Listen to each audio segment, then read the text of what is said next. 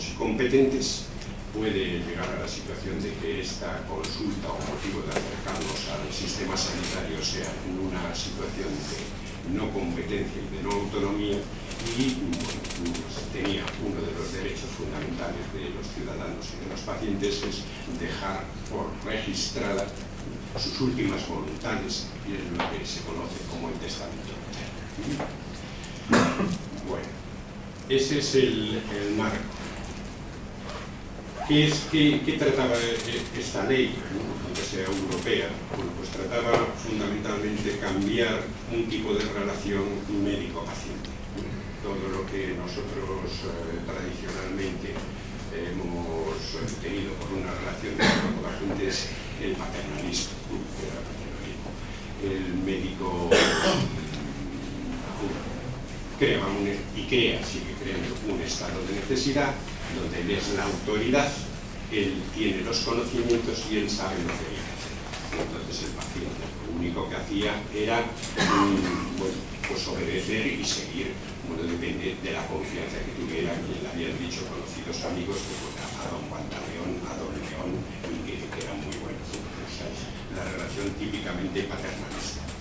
¿Qué es lo que intenta la ley? Pues llegar a unas relaciones médico-pacientes que sean mucho más transversales, donde el médico juegue el papel de técnico, que para eso está preparado, tiene ese caudal de conocimientos que se le supone, y el paciente tiene que recibir esa información y decidir.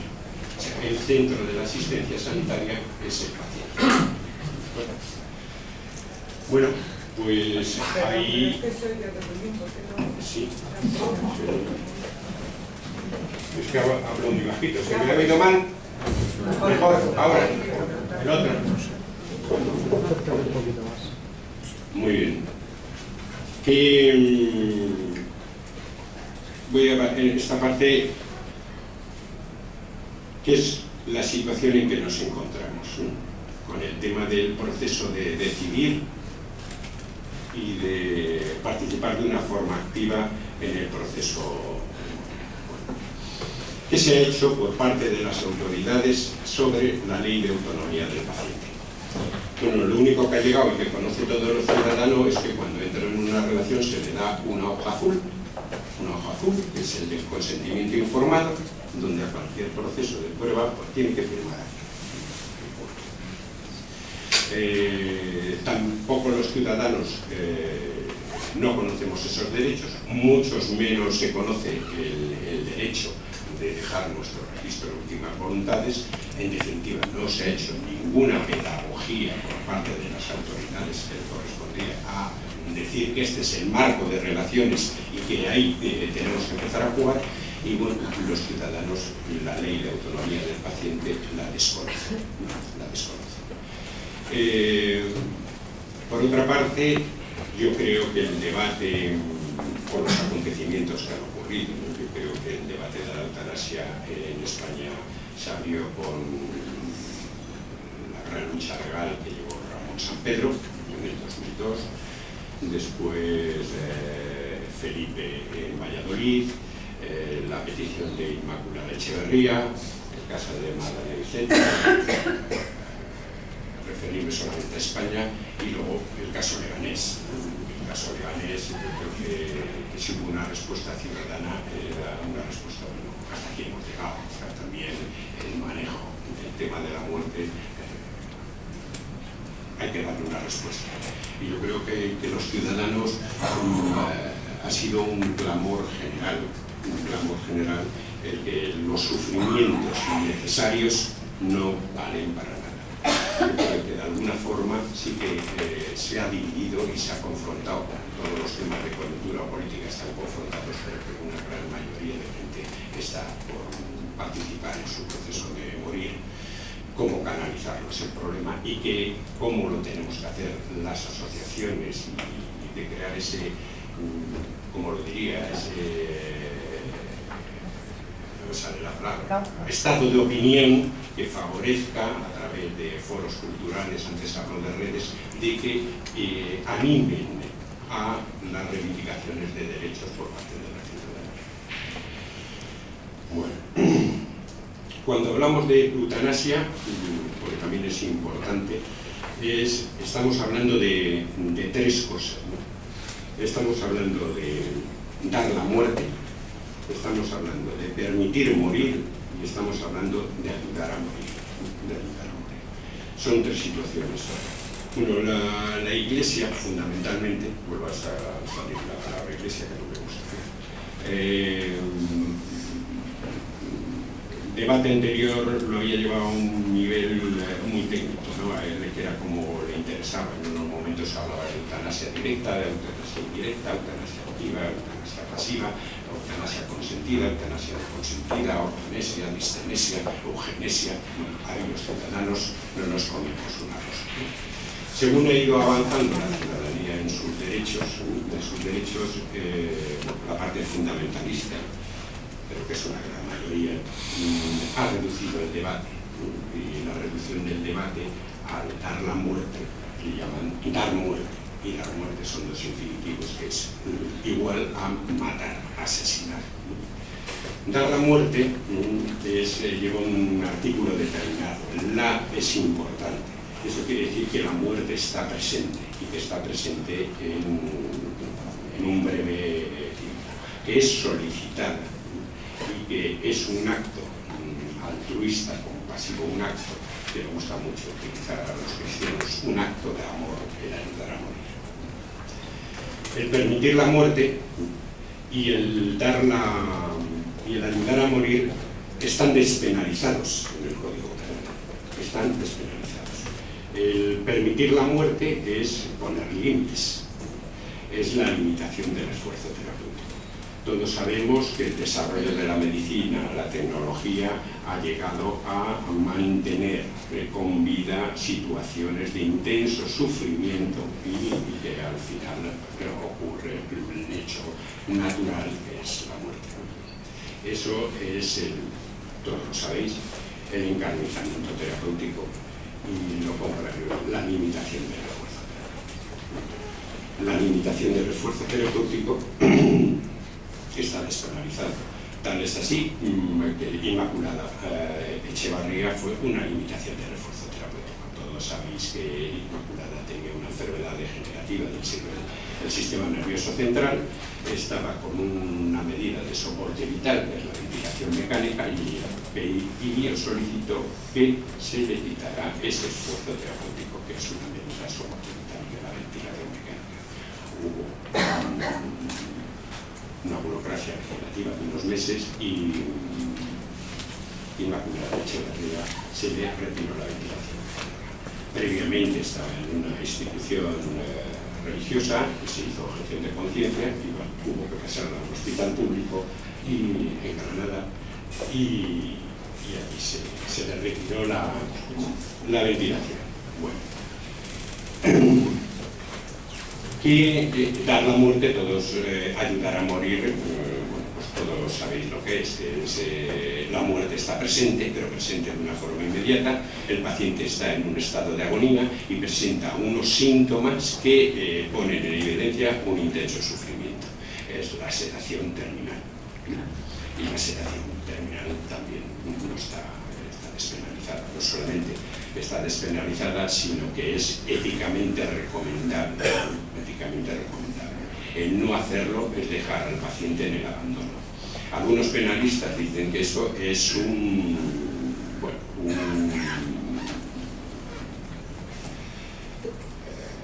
fallo, no es me falta vocabulario legal, ¿no? Es un delito de lesiones por omisión, ¿no? Un delito de lesiones por omisión. Eso no lo dejó claro en Rivas, el profesor de interna, ¿no? Y esa es la situación que tenemos. ¿Qué es lo que se plantea por parte del partido en el poder sobre este tema? Para dar respuesta, lo que ha desarrollado es el Plan Nacional o Estratégico de Universalización de los Cuidados Paliativos. La universalización de los cuidados paliativos lo que plantea es que estamos muy poco desarrollados, hay que hacer un desarrollo de esta especialidad y empezar su extensión. vivimos en un sistema económicamente limitado, hay una parte del presupuesto y dentro de sanidad irán para ese crecimiento. Actualmente se está, como todos sabéis, otra de las estrategias es en ciertas comunidades, que empieza por la comunidad de andaluza, que es la ley de muerte digna. Ley de muerte digna. Lo que se trata, como sabéis, que todas las transferencias sanitarias están transferidas, están en las diferentes autonomías. El desarrollo de esa ley de autonomía del paciente se tiene que hacer en cada una de las autonomías. Lo que plantea Andalucía es un proyecto que garantice que aquel que lo solicite va a estar tratado dentro de unas vías clínicas y protocolos para el tratamiento de los síntomas del final de la vida. Esta ley no representa absolutamente nada nuevo, está despenalizado. He dicho antes, éticamente recomendable su tratamiento, pero lo único positivo, y que hay que aceptarlo como positivo si se llega a hacer realidad por su coste económico, es que garantice esos derechos.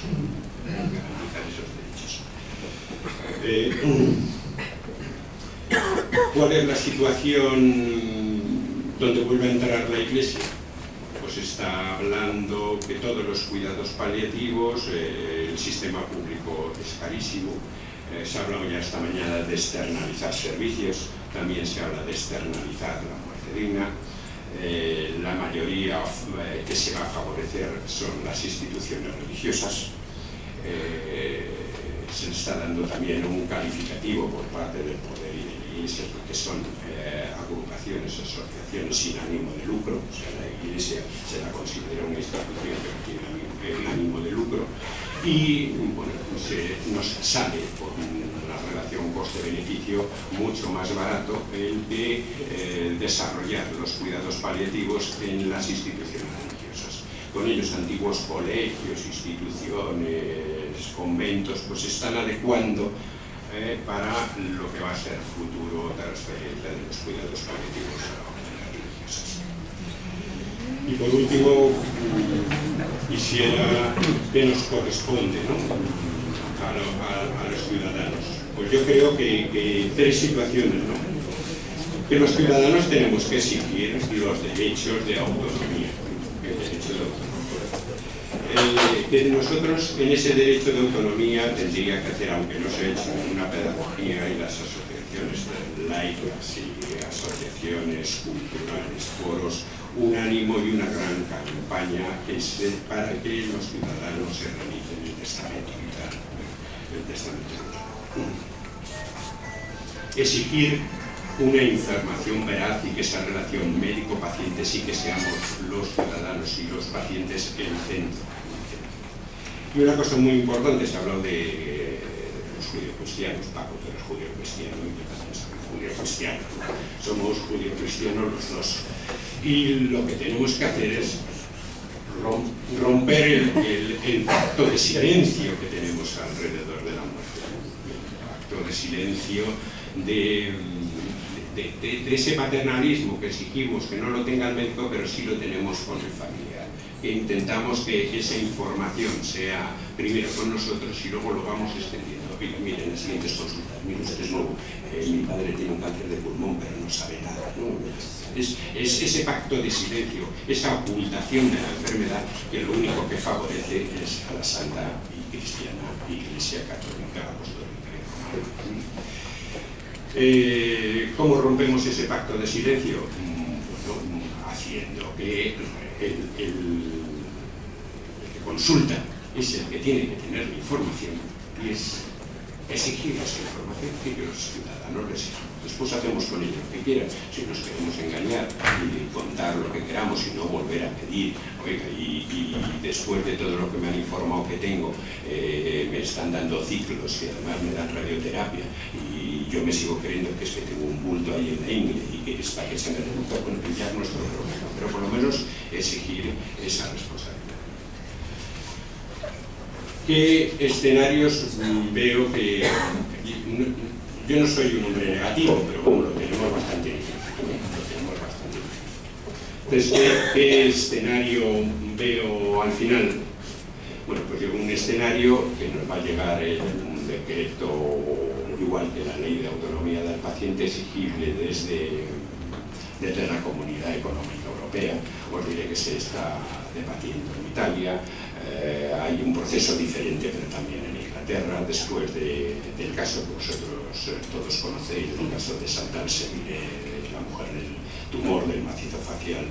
Se aseguró que al finales del 2009 habría una ley sobre eutanasia. Bueno, se ha retrasado por la crisis económica, pero está el debate ahí. Se está debatiendo ahora mismo en Canadá. Se acaba de aprobar en el estado de Montana el suicidio asistido, se va a aprobar en el estado de California. O sea, es algo que va a ir extendiéndose. Vivimos en una democracia que todos sabemos que es una democracia elitista, o sea que los ciudadanos solamente tenemos un derecho de escoger la élite cada 4 años, y me temo que cuando nos llegue esta situación desde Europa, lo que se formará como buena democracia elitista es un comité de expertos. Un comité de expertos que se reunirá y que nos hará una ley de eutanasia. Los expertos, en la cual ningún laico, ninguna organización que haya peleado por este derecho estaremos presentes, y bueno, nos harán una ley de eutanasia.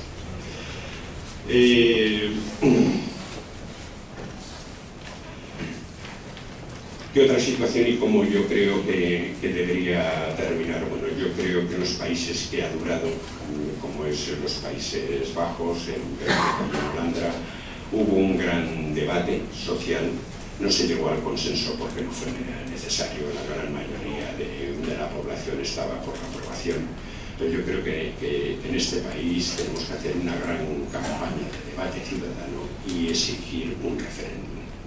Exigir por lo menos qué opinión tenemos, porque si no nos puede pasar que un partido político con opciones de poder, simpatizo bastante con Izquierda Unida, pero que cada 9 meses plantee lo de la eutanasia en el Congreso de los Diputados, pues es una bandera al sol, ¿no? Un partido con opción de poder se plantee en su programa político llevar la eutanasia, ¿no?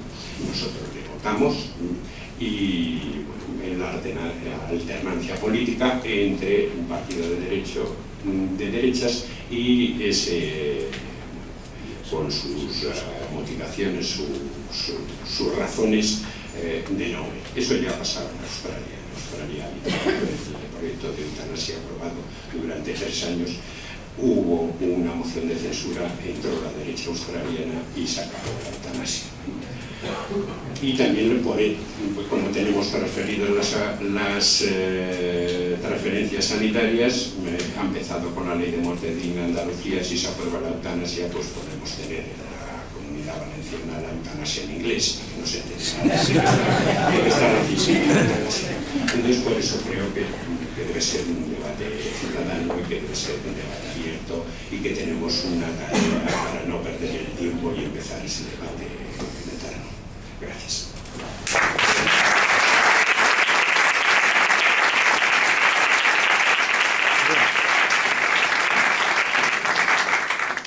Bueno, pues hoy podemos decir una cosa. Quien habla es un convencido de que es imposible suspender las leyes de la naturaleza, pero hoy vamos a hacer una excepción porque estamos cumpliendo el programa y eso es un milagro. Así que se puede incluso alargar el debate hasta las 2:15 en función de las palabras que se den y luego tendremos aquí la comida. Abrimos por lo tanto el turno de palabras.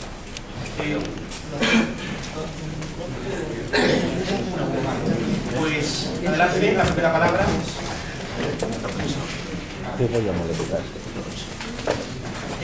Compañero. Yo, vale. Primero, bueno, antes de hacer una pregunta sobre el testamento vital, me interesa para poder hacerlo y tal, quiero recordar que entre las muchas agresiones a la mujer de la Iglesia, algo que está bastante olvidado, pero yo recuerdo, siendo yo pequeño, todavía condenaba a la Iglesia al parto sin dolor, por ejemplo.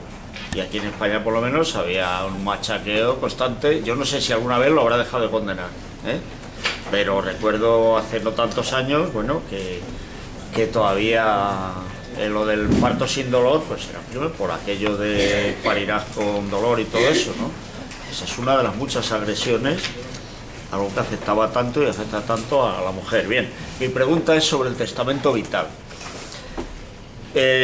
Como en cada comunidad hay que atenerse a lo que el gobierno de la comunidad te impone, los impresos que tienes que rellenar, los que somos de Madrid, la verdad es que bueno, estamos muy satisfechos precisamente con lo que tenemos que poner en ese impreso, incluso hay cosas algo absurdas, ¿no? Pero es lo que hay, ¿eh? Y legalmente no hay más que eso. ¿Y qué hacemos? ¿Lo hacemos, esperamos a que se pueda conseguir algo mejor o qué? ¿Qué podemos hacer? Es que a mí no me gusta eso que tengo que presentar, no me gusta nada y no lo he hecho todavía. Claro. Esa es mi pregunta. Contestamos tres, que dice Paco,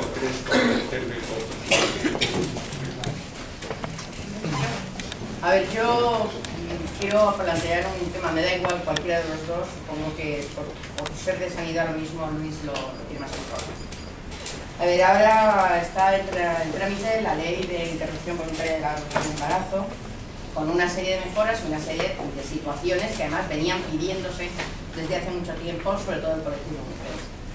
Pero a mí me preocupa que la ley del aborto, en un momento determinado, con todos estos avances que puede haber en el nuevo proyecto que se está presentando, al no estar regulada la objeción de conciencia, que además tendría que regularse en la ley que comentaba antes Enrique, de la ley de libertad de conciencia, ahí es donde tendría que ser de alguna manera regulada la objeción.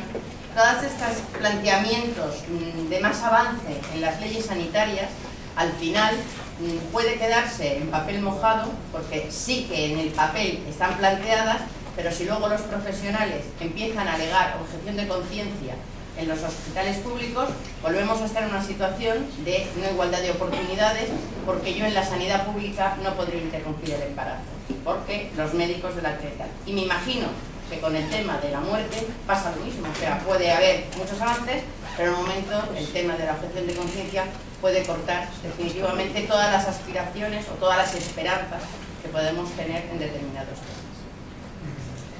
Sí, yo, en relación con la problemática que ha planteado Luis, yo creo que efectivamente todos preferimos hablar de una vida digna, pero nos vemos obligados inexcusablemente a hablar también del final de la vida y por tanto a que se realice lo más dignamente posible. Antes de nada, sí quería comentar que nuestra asociación, la Asociación Laica de Rivas, tiene una iniciativa ciudadana. El jueves próximo vamos a presentar ante la asesoría ciudadana que tiene el Ayuntamiento, una asesoría ciudadana por una muerte digna, con la asociación Derecho a Morir Dignamente, un acto colectivo para elaboración del testamento vital que se puede elaborar y que tiene toda la virtualidad necesaria ante los estamentos médicos, con objeto de no solo de realizar el testamento vital colectivo de tantas cuantas personas vayamos allí, entre otras cosas contamos con la colaboración de Luis y de los profesores, sino que también como necesario proceso de reflexión sobre esta problemática, porque lo que la gente no sabe todavía es que se está muriendo innecesaria e ilegalmente en los hospitales públicos, especialmente estamos en lo mismo, sin ninguna necesidad. Es decir, tú hablas todavía a los médicos ante un paciente que está sufriendo, o sea, que está prácticamente moribundo y al que los médicos han dicho no tiene recuperación, le dicen, oiga, ¿hay algún tipo de sedación? Y te ponen cara como si le estuviera hablando del diablo. Yo creo que el proceso, sobre todo, de Leganés último ha provocado no solo mucha inseguridad jurídica sobre todo el estamento médico, sino también un gran miedo, ¿no? Bueno, la opresión y la influencia del clericalismo está ahí, y yo creo que es importantísimo que todas las asociaciones laicistas hagan un esfuerzo pedagógico y de movilización y de explicación sobre este tema, entre otros, ¿no? Sí. Bueno, vamos a ver, yo creo que se ha tratado más el testamento vital y la objeción de conciencia, ¿no? Bueno, en el testamento vital nosotros podemos agregar al documento oficial todo lo que queramos, o sea, podemos agregar punto 4, si estoy en una situación de una muerte previsible, no soy autónomo y competente, renuncio a antibioterapia, renuncio a que me pongan el gota a gota, renuncio. Si llega a una situación de que está aprobada la eutanasia, pues esto solicito que se desea aplicar, ¿de acuerdo? El problema que tenemos y que creo que los movimientos laicos tenemos que forzar es a descentralizar. Primero hacer esa labor pedagógica, pero luego a descentralizarlo. Ellos lo que han hecho es crear una oficina de registro, que en el caso de Madrid, no sé, en el caso de Cáceres o en el caso está en el centro de Madrid, en la calle Sagasta. Madrid tiene 6 millones, o sea, la gente que yo más conozco y donde he desarrollado mi vida profesional es Getafe, Móstoles, Leganés, está una hora y pico, nadie se va a desplazar a Serra. Entonces, si unos funcionarios lo hacen en la calle Sagasta, ¿por qué no unos funcionarios lo pueden hacer en el Ayuntamiento de Rivas, en el Ayuntamiento de Leganés o en el Ayuntamiento de Alcorcón? Yo creo que tendría que exigir a toda la política municipal, por lo menos de gobernados por los partidos socialistas, que inicien una iniciativa de descentralización, de llevar más al ciudadano ese derecho que tiene, pero que se puede arreglar todo. La objeción de conciencia. Bueno, yo he vivido el tema de la objeción de conciencia desde mi inicio de vida profesional, ¿no? Yo nunca he objetado. La verdad es que los compañeros, la mayoría, no ha habido objeción de conciencia. Ha sido un problema más externo de representaciones, de presión, de colegios de médicos, organización médicos colegiales, que por cierto no representan a nadie, pero que les viene muy bien para negociar a los partidos en el poder y no potencia. Dos cosas hay claras. Primero, un servicio no puede hacer objeción de conciencia. Un servicio de ginecología de un hospital, un servicio de anestesia de un hospital son administración. La objeción de conciencia es individual, lo hace alguien. Además no es una alegación, se tiene que fundamentar. Y siempre es individual y para casos determinados. El servicio no puede objetar y desde luego el hospital menos. Entonces se tiene que buscar cómo para llevarlo a cabo. ¿Está claro? Yo empecé mi vida profesional en Móstoles. En Móstoles fue referencia nacional de interrupción, después en Leganés en los primeros años, hasta que, bueno, si no se toman voluntades políticas para que en el sistema público se extienda, pues te quedas como te quedas. Entonces empieza a dar las noticias, oiga, mi desarrollo profesional tengo que atender más cosas, yo no tengo que asumir interrupciones voluntarias de Navarra, Pamplona, Galicia, Andalucía. Tiene que haber una clara voluntad política que en el servicio público se realice y que tenemos los suficientes instrumentos legales para que se haga. Porque el servicio y el hospital no pueden hacer objeción de conciencia, son administración. Y en un estado normativo le tienen que poner en. Y luego está el poder de los ciudadanos, que nos movamos y tomemos la calle y lo pongamos. Voy a hacer una breve referencia a este tema de los derechos, sobre todo porque es evidente que los servicios se tienen que gestionar lo más cercano al ciudadano posible, ayuntamientos, comunidades autónomas, pero hay derechos vitales al que tenemos todos los ciudadanos que pertenecemos a un Estado o incluso a la Unión Europea. Por lo tanto, no es posible que uno tenga derecho a una buena muerte, mejor en Andalucía que en Madrid o mejor que en Castilla y León. Por lo tanto, es un derecho universal. O sea, hay que ir muy lejos en ese sentido. Es decir, es un derecho que debería garantizar independientemente del lugar en que vivas. Ámbito rural, ámbito urbano, clase social de más poder, de menos poder adquisitivo, y por lo tanto es un derecho universal. No puede hacer en este tema tan complejo como es el tema del derecho a una buena muerte, a una muerte tranquila, a una muerte la que tú quieras, que se puede hacer bien en Andalucía, o que se puede hacer, porque claro, cuando uno llega a sospechar que va a tener un problema o una enfermedad complicada o llega a una cierta edad, pues te vas a ir a vivir a ese sitio y vas a morir mejor, ¿no?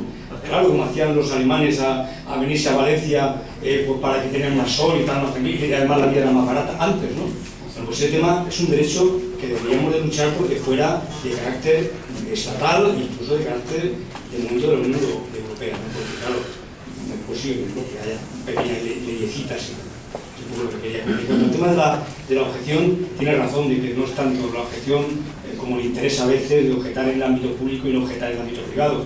Y eso también hay bastante, ¿no? Yo tuve un comentario hace unos días, no sé dónde estábamos hablando, en una tertulia y tal, y decía, no sé, que a lo mejor si se pagaran por las tardes la asistencia a la interrupción voluntaria de embarazo, pues a lo mejor no había tantos objetores, ¿no? Podría ser, no lo sé. Pero claro, entonces, bueno, pues yo creo que el tema de la objeción en España solamente está regulado, bueno, solamente aparece la Constitución para el tema del servicio militar. Es que es el tema en el ámbito constitucional, el tema del servicio militar y tal. Es un tema que hay que tomarse en serio, como hay que tomarse en serio muchas cosas de estructura de Estado, ¿no? Y este tema no se toma en serio, y cada uno objeta desde un servicio público que tiene que garantizar a todos ese servicio. Sobre este tema, pues ya no hay ninguna pregunta más. Sobre el tema de la objeción de conciencia. La objeción de conciencia está regulada en estado normativo en los países que nos rodean. Estoy de acuerdo con Paco de que en un estado de derecho la objeción de conciencia es desobediencia civil, porque se produce daños a terceros. Pero bueno, vivimos en un derecho comparado y en una situación de lo que nos rodea.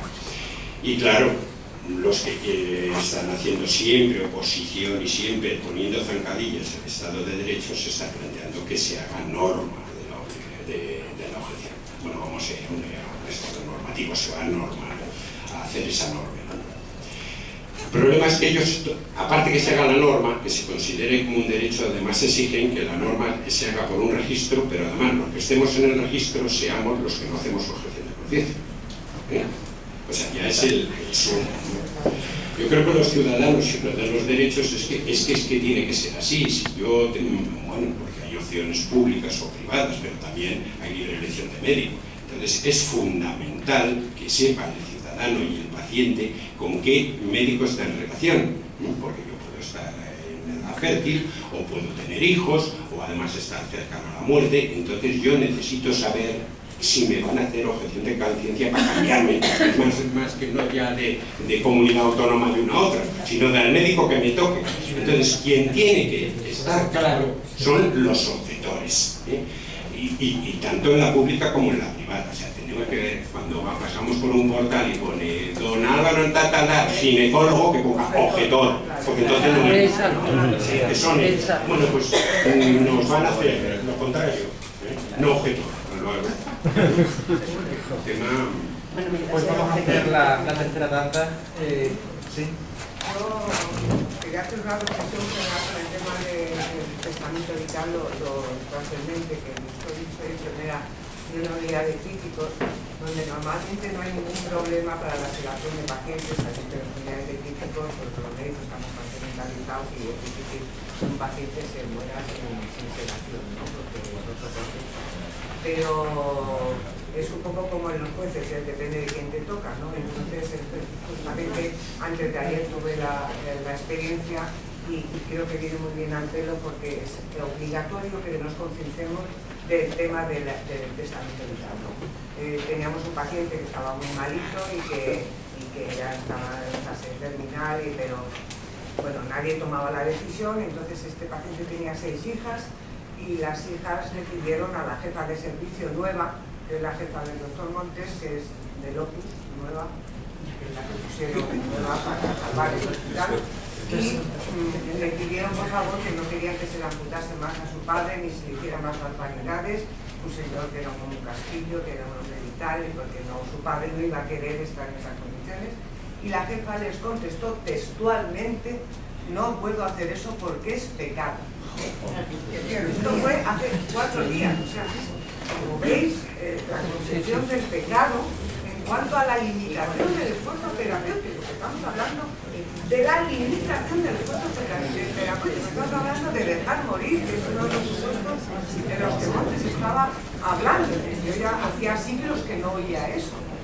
Y llevo 36 años de enfermera, que son 2 días. Entonces las hijas, ante esa respuesta, quedaron, son personas que también son corrientes, que quedaron alucinadas, que una jefa de servicio les dijera que eso era pecado, limitar el esfuerzo terapéutico. No sabían ni dónde acudir, y se quedaron tan... Bueno, entonces se les ocurrió hacer ellas un escrito avalando lo que querían y firmando todas las hijas, y afortunadamente por ese escrito que pasaron por registro lo dejaron en la historia, que ya tenía patente y le encontré todo el escrito. Y con ellas habéis tenido que hacer eso, que sí, porque vuestra jefa es que es muy rara, nos ha dicho que está. No había testamento. No tenía lo que era, el señor, no era en costumbre, claro, no pensaron ella ni que su padre se iba a poner aquí. Y claro, me di cuenta en ese momento de otra vez de lo importante que es el testamento vital cuando ellas, esas hijas, han ido pasando y ante una respuesta de semejante locura, han tenido que hacer el testamento vital a posteriori de su padre, porque nosotras como responsables de nuestro padre exigimos que no se le haga nada a nuestro padre, que no se le vuelva a juzgar ningún otro miembro, que no se le ponga y que además se le sepe. O sea, fijaros hasta qué punto, ¿no?, es importante este pequeño papel donde uno diga hasta dónde quiero que, porque se puede encontrar con una jefa de 38 años como la nuestra, que no está loca. Solamente quería insistiros en eso. No, pero bueno, yo primero también lo voy a ilustrar brevemente con un caso que conozco y luego hago la reflexión, ¿no? Conozco un caso de una familia del Opus que el señor, ya viéndose mayor, muy agobiado con el miedo a la muerte y al dolor, firmó, se molestó en todo este proceso complicado de firmar el testamento vital, se buscó la vida y lo logró tener firmado. Este señor murió con toda su agonía y con todo el procedimiento doloroso porque la familia no dijo ni mu. De que existiera un testamento vital se negaron, además son monjas, son curas. Entonces mi planteamiento es el siguiente: yo entiendo que la ley se tiene que articular un procedimiento por el cual se universalice este derecho de manera que a mí, que me operaron en 2 años 14 veces, jamás yo he tenido que firmar 14 o 20 veces cuando he ido a entrar a una prueba médica, pero nunca para darles permiso a los médicos, asumir yo mi responsabilidad.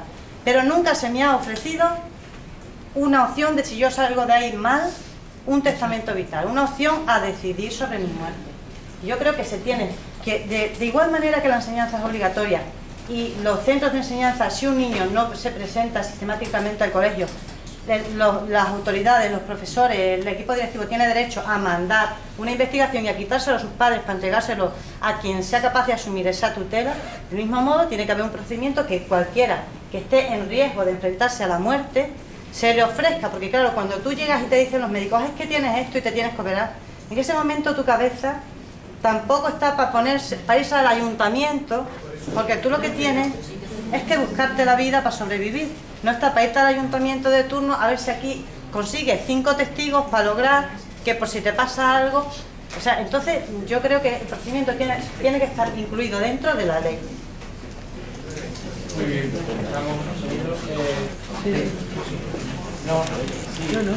Es que parte ya lo han dicho, porque a mí me ha surgido la necesidad que tenemos de que salga cuanto antes, elaborar cuanto antes una ley de libertad de conciencia, ¿verdad? Porque se ha contado, y yo no sé, quizá Montes nos podría decir un poco, explicar un poco esto, que depende mucho actualmente digamos, la opción que tome el jefe del departamento o la jefe, la que está al frente del departamento, de tal manera que se cuentan casos de cómo la que está al frente o el que está al frente del departamento de día, justicia y demás, pues hace objeción de conciencia y parece ser que todo el resto no se atreve a disentir por lo que pueda ocurrir. Entonces, eso a mí me han contado casos que ha ocurrido, ¿no? Entonces, depende mucho del que está al frente del departamento, sí o no. Después tenía alguna cosa que sí que me gustaría decir, pero no quisiera... Sí, pero os parecen estas 3 que son todas muy parecidas. Vamos a ver, el testamento vital es un tema reciente. Es importante hacerse. 2 recomendaciones o reflexiones. Es muy importante buscar al tutor. Claro, no podemos poner de tutor a un miembro del Opus Dei. Está claro. los testigos lo pueden hacer hasta los mismos funcionarios. O sea, lo que es importante es el tutor. ¿Quién es el responsable de que se lleve a cabo tus últimas decisiones? Lo demás es burocracia. Lo importante es quién es el responsable cuando no sea competente. Y eso sí que hay que buscar. Yo recomiendo que sea mejor un amigo, que entienda que es tú, que no dejarle esa responsabilidad. Es mi opinión, es mejor un amigo que un hijo. El otro tema, en ese desarrollo hay comunidades que ya lo llevan bastante avanzada, que tienen historia electrónica, que les sale un distintivo, porque es obligatorio por ley en el decreto que el documento vaya a la historia clínica. Y hay algunas comunidades, sobre todo en el País Vasco, donde ya sale un distintivo rojo de que tienes documento. Pero ¿cómo es? Claro, vamos a ir caminando y más con esta crisis y como dice nuestro presidente, que la salida de la crisis es con el I+D+I, con estas alternativas, pues la informática vamos a invertir mucho en ello. Yo creo que se va a universalizar la historia electrónica, que ocurra lo que te ocurra en Castellón, si tú te la has hecho el testamento vital en Cáceres, va a aparecer en historia informática en Castellón y bueno, vamos a ir progresando. Sobre la objeción de conciencia si lo hace el jefe de servicio, ¿lo hace todo el servicio?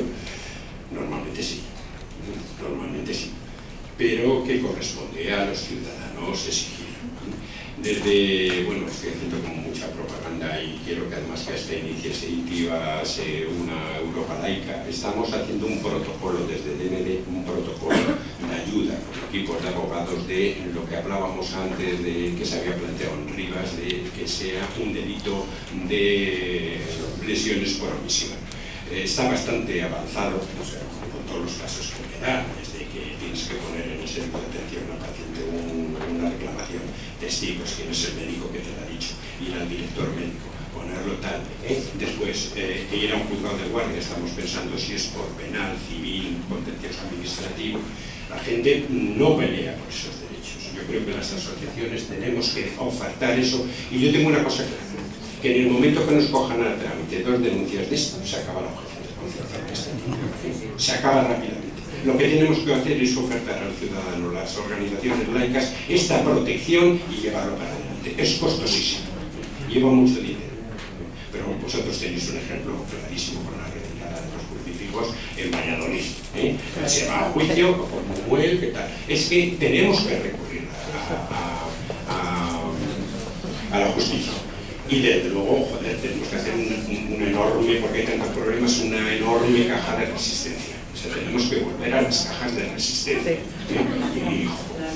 Y es por ahí. Y bueno, y luego encontrar a la gente que desde luego tendrán que ser miembros de DMD o laicos, los que tengan el suficiente valor para poner esa denuncia.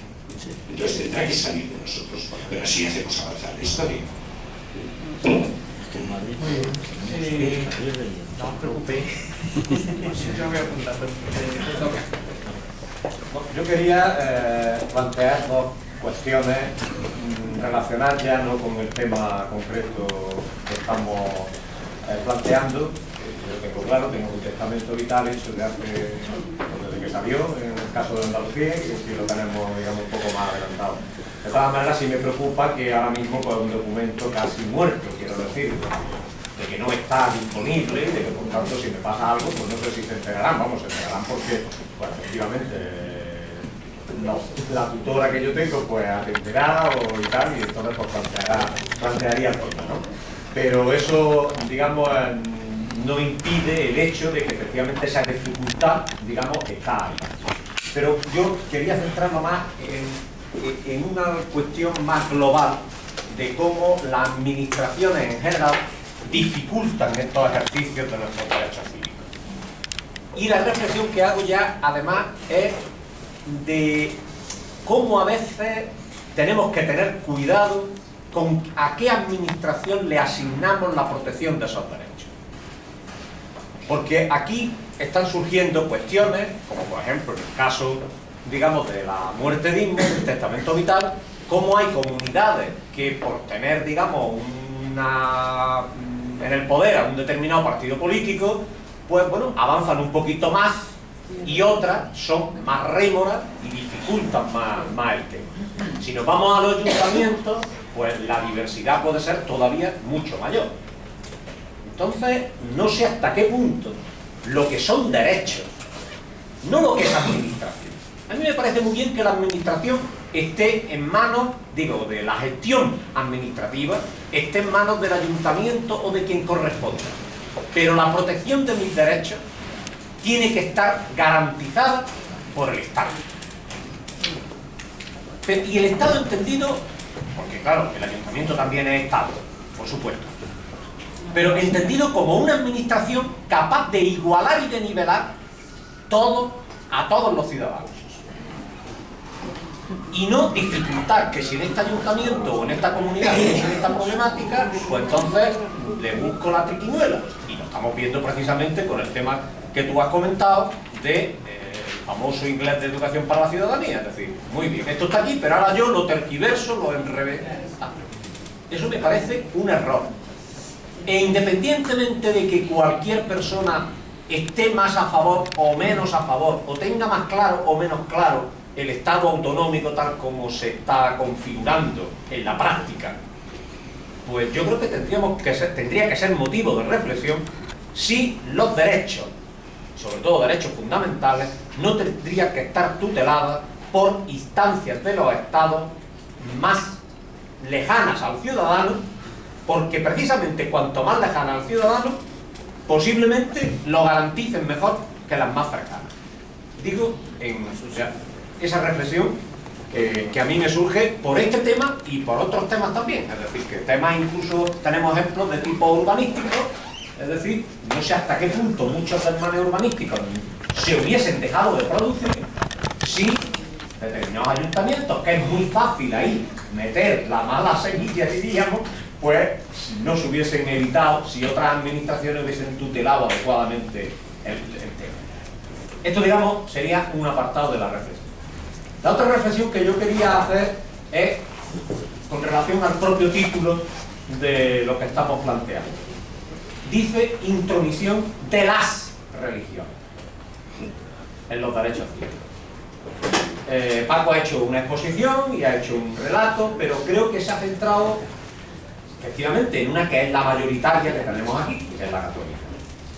Pero a mí me preocupa que cada vez más estén ejerciendo esta intromisión otras confesiones religiosas y que además terminemos esto en una situación, ¿cómo se diría?, de limitarlo. Es decir, yo antes comentaba, digamos, el tema de la cultura cuando lo limitamos al tema religioso. Pues aquí también me preocupa el hecho de que estas intromisiones las limitemos al tema de la Iglesia Católica, que es la que fundamentalmente lo hace, y nos olvidemos de la otra. Por dos razones. Una, porque hoy en día, digamos, por razón también de la propia composición demográfica que tenemos en nuestros pueblos, en nuestras ciudades, en nuestra sociedad, pues cada vez tienen también más presencia y por tanto, digamos, esa intromisión se hace también cada vez más palpable. Y en segundo lugar, porque puede dar la sensación de que hay como dos niveles y como dos planteamientos. Y yo me parece que tenemos que tenerlo muy claro, que están todas ellas, todas esas intromisiones en el mismo nivel. Y que nosotros, por tanto, tendríamos que intervenir claramente para que junto a esas intromisiones de nuestra católica Iglesia Apostólica y Romana, pues está ejerciendo, pero lo mismo que están ejerciendo, digamos, otra serie de doctrinas religiosas, y bueno, fundamentalmente la islámica, digo, y además hoy pues se ha visto como ese planteamiento, a pesar de que haya todavía pues voces, digamos, y de hecho pues hay algunas voces, digamos, discrepantes, pero en general este tipo de convicción religiosa, pues una religión, es una convicción que ataca muy claramente a los derechos cívicos de la ciudadanía, ¿no? y hay un sentimiento